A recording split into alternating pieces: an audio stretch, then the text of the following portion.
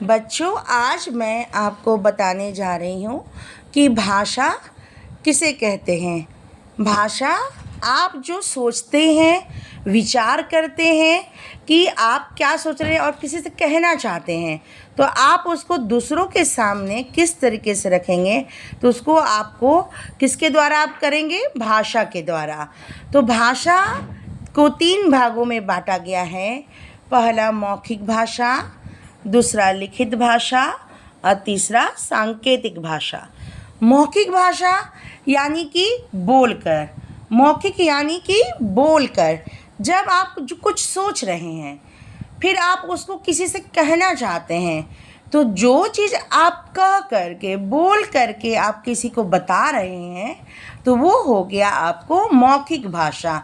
जैसे आपने सोचा, मन में सोचा, विचारों में सोचा कि मैं कल जाऊं या ना जाऊं, तो आप किसी को कैसे बताओगे कि मैं ये सोच रहा हूं?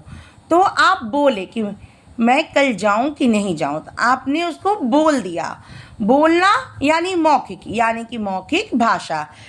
फिर आपका आ गया लिखित भाषा।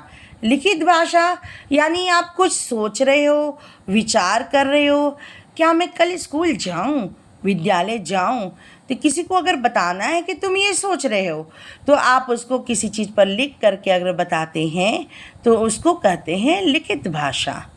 फिर आप कभी किसी चीज़ों को इशारा करके बताते हैं, यानी कि आप हाथों से, पैरों से, चेहरों से किसी को इशारा करके बताते हैं, यानी संकेत करके बताते हैं, तो उसको कहते हैं सांकेतिक भाषा। कई जगह पे आप ट्रैफिक रूल्स में भी रहते हैं, बहुत सारा सड़कों पे भी आपने देखा होगा कुछ चित्र बने हुए होते हैं। वो सब क्या होते हैं? वो संकेत देते हैं कि आपको ये करना है, ऐसे करना है।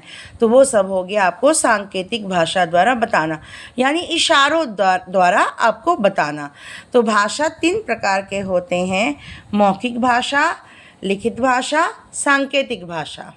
Thank you.